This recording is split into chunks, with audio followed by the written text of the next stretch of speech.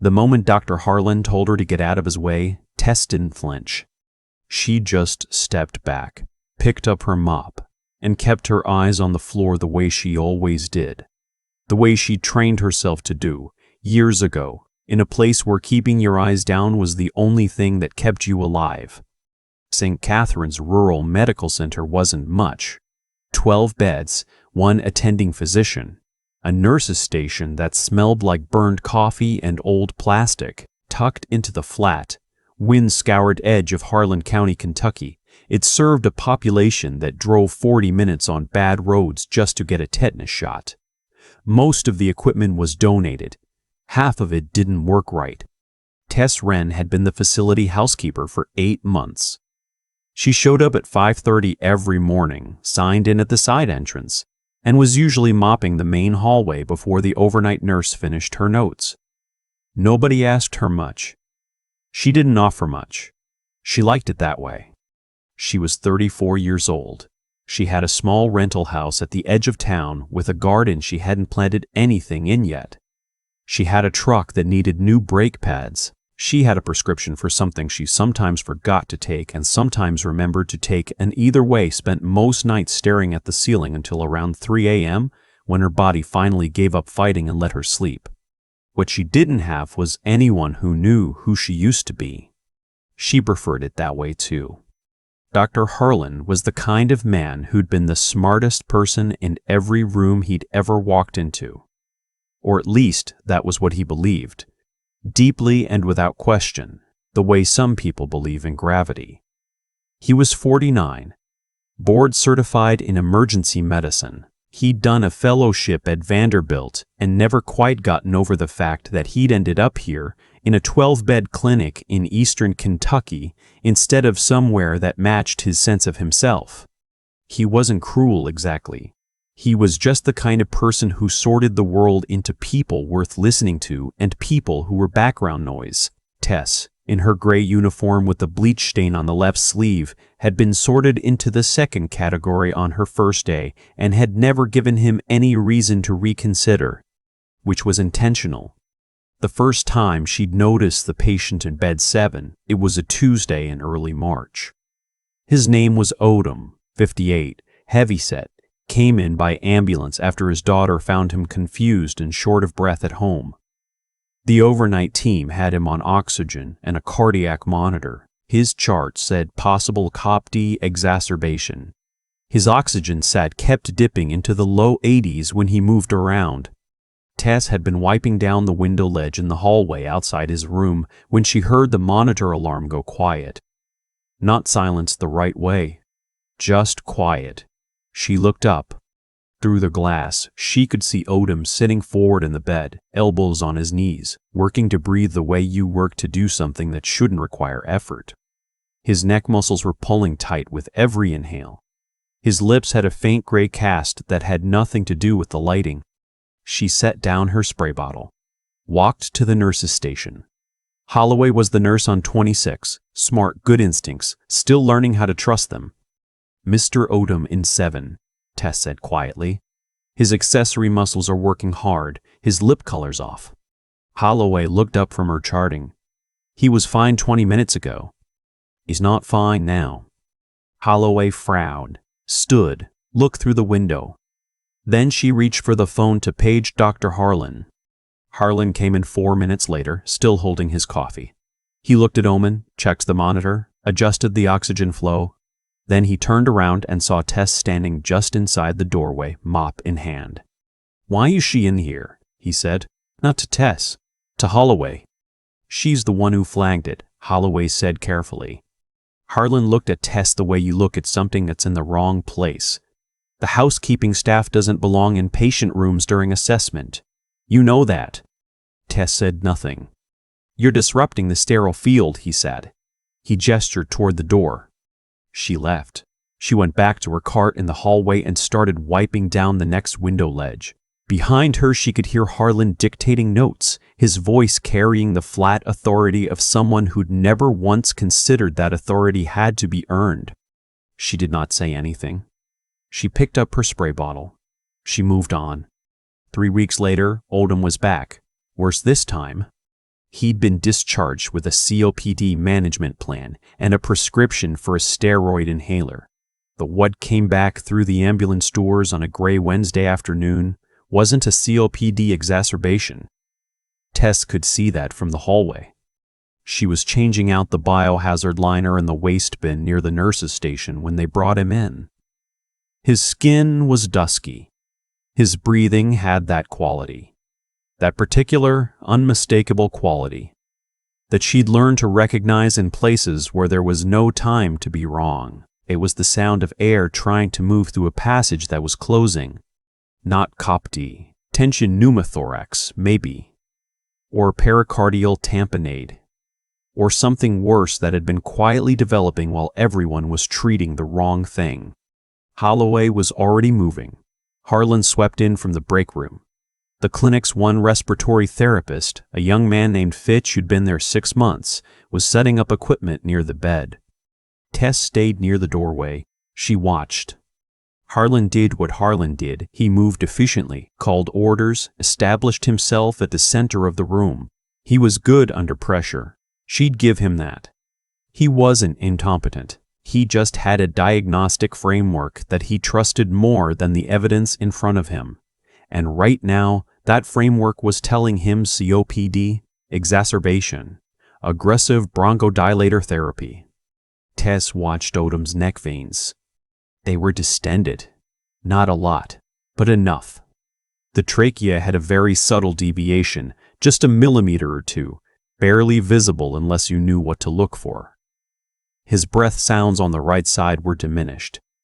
She could hear it from 4 feet away. She stood very still. She put her hands in her pockets. She counted her own breaths the way her old team sergeant had taught her. 4 in, hold, 4 out. Because that was what you did when everything in you wanted to move, and you had to decide first if moving was the right call. She moved. "Dr. Harlan," she said from the doorway. He didn't turn around. "Dr. Harlan, his neck veins are distended and his trachea is deviated to the left." He turned then. The look on his face was the specific, cold look of a man who has been interrupted during something important by someone he considers irrelevant. "I'm going to need you to leave this room," he said. His right breath sounds are. "I said leave." Fitch looked at her. Holloway looked at her. Tess looked at Odom, who was turning a shade of gray that she associated very specifically with a window of time that was closing. She left. She stood in the hallway with her back against the wall and her hands in her pockets, and she listened to the sounds from inside the room. The monitor. Harlan's clipped instructions. The hiss of the nebulizer treatment that was not going to fix what was wrong with that man. She stood there for 90 seconds. She counted them. On the 90th second, the monitor alarm went off. Not a soft alarm, the hard, sustained one. Then Holloway's voice, sharp. "He's dropping. Sats at 72. Then Harlan, less certain now, push another round of epi. Then nothing for a moment that felt very long. Tess walked back into the room. Nobody stopped her this time. "Move," she said. Not loudly. She didn't need to say it loudly. Harlan turned. "What are you?" "Tension pneumothorax. Right side. He needs immediate decompression." She was already at the supply cart, already reading the labels with the calm efficiency of someone who knew exactly what she was looking for.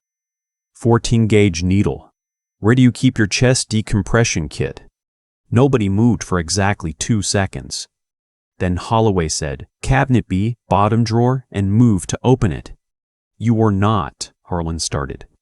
"His trachea is deviated left. His neck veins are distended. His SAT just dropped 20 points in 40 seconds on maximum oxygen flow. You have maybe 3 minutes." She turned. She had the kit in her hands. She looked at Harlan directly, for the first time, without looking away. "You can stop me, or you can help me. Either way, I'm doing this." Something happened in Harlan's face that she didn't have time to read. He stepped aside. She moved to Odom's right side. Her hands were completely steady. That was the thing about the training. When everything else in the world went chaotic, her hands always got very steady, like they belonged to a different, more certain person. She'd hated that about herself once. Now she was just grateful for it. She found the second intercostal space, mid-clavicular line. She told Fitch to hold Odom's arm, and he held it. She told Holloway to be ready with the IV line, and Holloway was ready. She prepped the site with the chlorhexidine swab, not because she had time to be perfect, but because she'd been taught to do it right even when there wasn't time, especially when there wasn't time. Then she inserted the needle. The rush of air was audible, immediate, the kind of sound that meant you'd been right. Odom's sat began climbing within 60 seconds. 72, 78, 83. His color changed the way color changes when a person decides, on some level below consciousness, to stay. Tess stepped back. She set the needle down. She looked at the monitor until the number hit 91 and stabilized. Then she walked to the supply cart and started disposing of the packaging. The room was very quiet. Harlan was looking at her with an expression she recognized. She'd seen it on her commanding officer's face once, a long time ago, after she'd made a call in the field that turned out to be the right call. It was the expression of someone recalibrating, updating their model of the world to include something it hadn't accounted for. "Who are you?" he said. She picked up a trash bag. "I'm the housekeeper." She'd been Sergeant First Class Tess Wren for 8 years. Before that, she was just a girl from Corbin, Kentucky, who'd enlisted at 18 because she was good at keeping calm under pressure and not good at sitting still, and because the Army recruiter had told her she had the aptitude scores for special operations support roles, and because she'd been right, she did. She'd done 3 tours. The first 2 in Afghanistan, attached to a Special Forces ODA as their medical sergeant. The third in Syria, as part of a joint special operations task force in circumstances she still couldn't describe in full. She'd performed battlefield surgery in conditions that would have made most ER physicians stop breathing. She'd kept people alive with a flashlight, a field kit, and the particular kind of focus that comes from knowing that the alternative is unacceptable. She'd been decorated twice. She didn't display the decorations. She'd come home from the third tour 22 months ago with both her tibias intact and most of her hearing and a thing that happened in her chest sometimes at random moments, in the grocery store, in the shower, stopped at a red light, where her body forgot that she was home and treated every loud noise like a threat. Her therapist at the VA called it hypervigilance. Tess called it Tuesday. She'd moved to Harlan County because it was where her grandmother had lived, and her grandmother was the one person in the world who'd never asked her to explain anything. Her grandmother had died the year before Tess came home. But the county was still quiet, and there was a job, and she was good at keeping things clean, at making order out of mess, at moving through spaces without disturbing anything. She was good at disappearing. She'd been doing it for 2 years, and she was very nearly convinced she could do it forever. After Odom was stabilized and transferred to the regional hospital 40 miles east, Harlan found her in the supply closet where she was refilling her cart. He knocked on the open door. "You have a minute?" he said. She looked at him. "I'm on the clock." "I know." He stood in the doorway with his arms crossed in a way that she suspected he thought looked casual, but actually looked like a man trying to make himself smaller without knowing that was what he was doing. "I owe you an apology." "You don't owe me anything." He would have died. He said it like a fact, not a performance. She gave him points for that.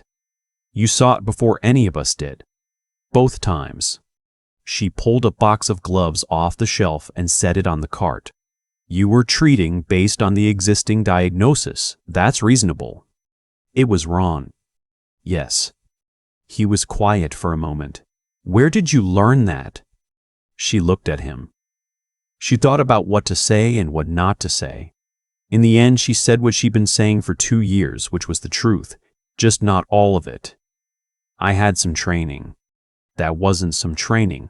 That was a needle decompression performed under pressure with no hesitation and perfect technique.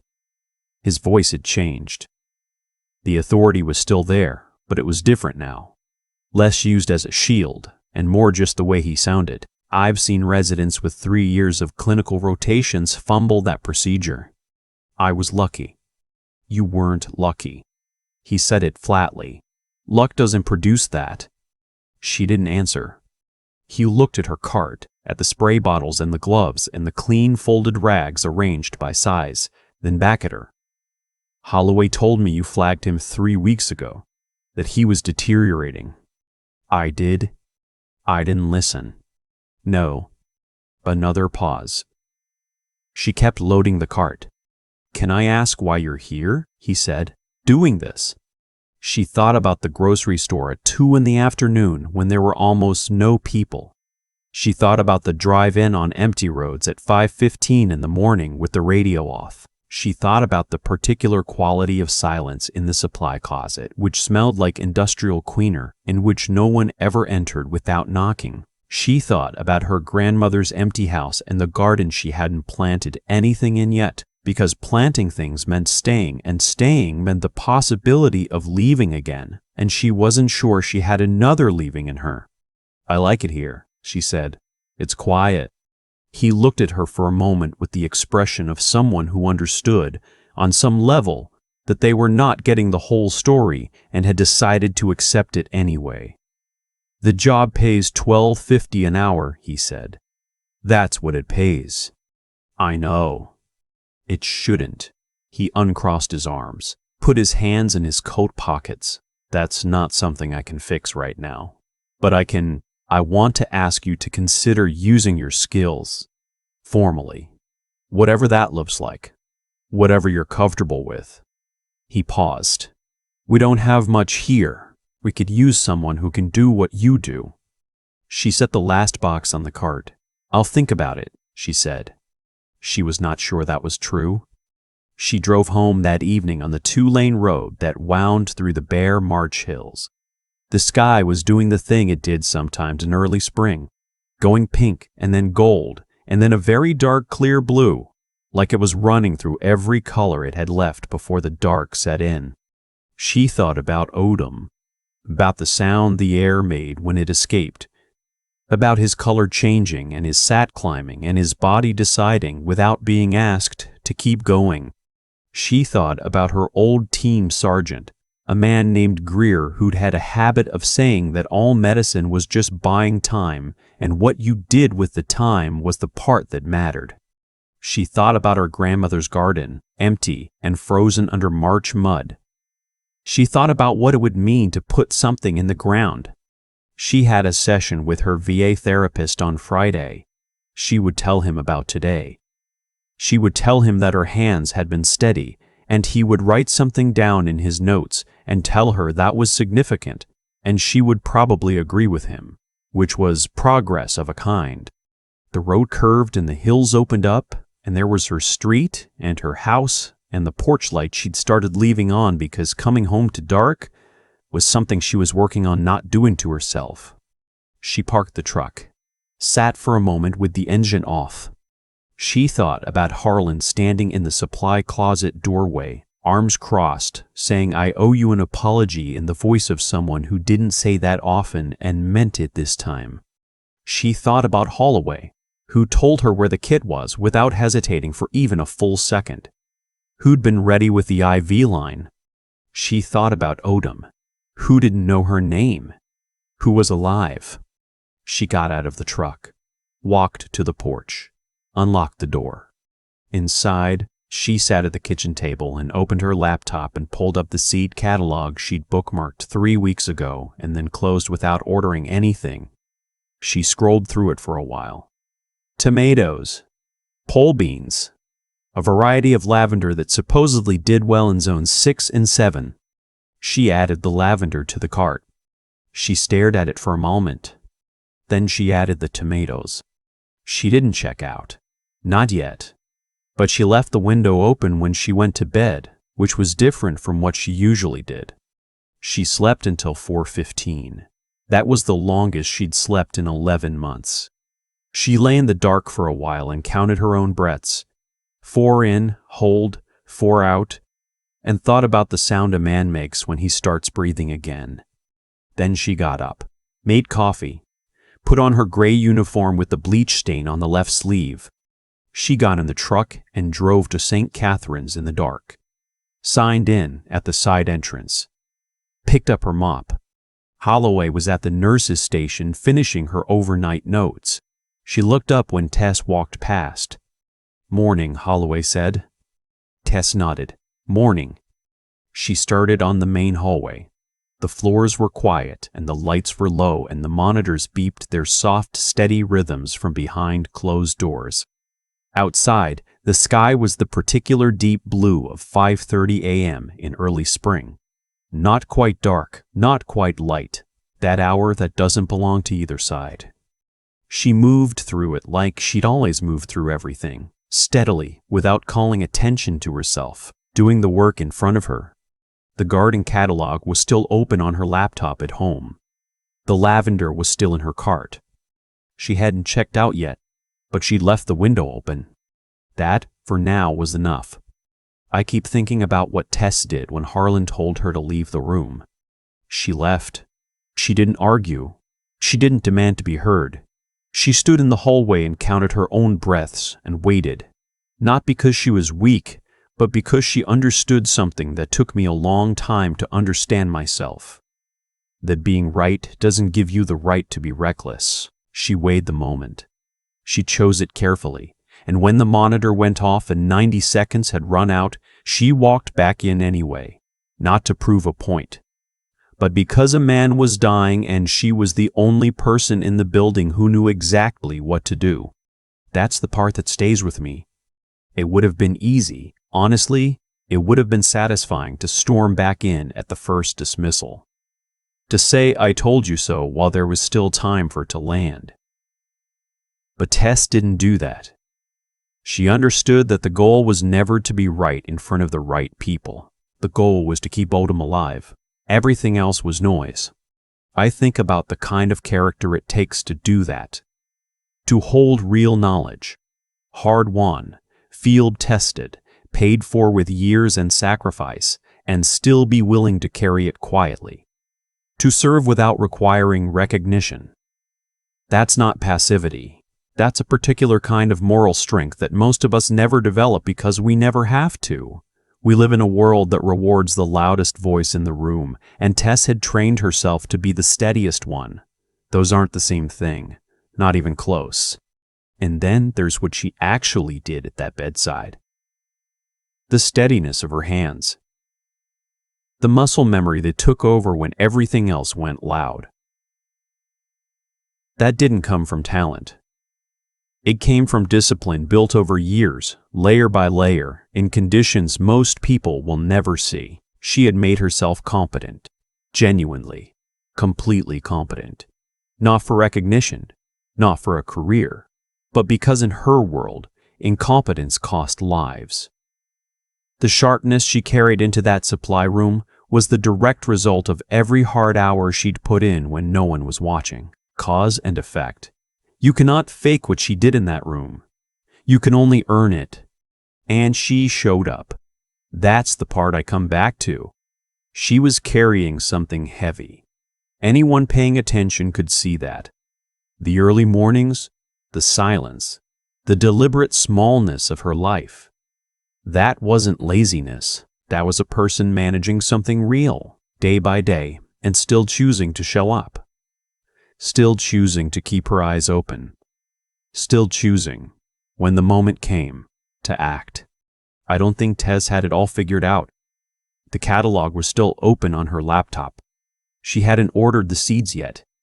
But she left the window open when she went to bed, and that mattered.